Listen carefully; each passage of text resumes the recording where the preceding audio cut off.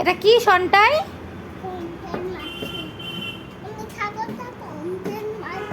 তুমি খাবে? ও ঠিক আছে, আমি রান্না করি তাহলে। ঠিক আছে, আচ্ছা আমি নিই তাহলে মাছটা। তুমি বসো। তুমি দাঁড়িয়ে দাঁড়িয়ে দেখছো মা রান্না করছে? ও আচ্ছা, আমাকে দিচ্ছ। ঠিক আছে, তুমি দাঁড়িয়ে দাঁড়িয়ে দেখছো।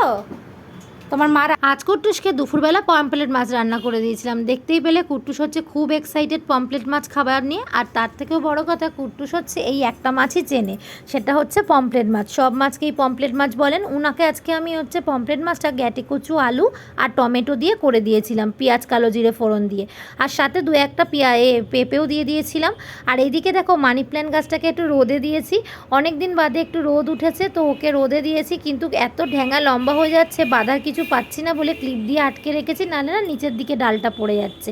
তোমাদের সাথে গল্প করতে করতে যেরকম মশলা দিয়ে রান্না করি আর কি প্রতিদিন, সেভাবেই রান্না করে দিয়েছি। ভিডিও ভালো লাগলে একটা লাইক করো।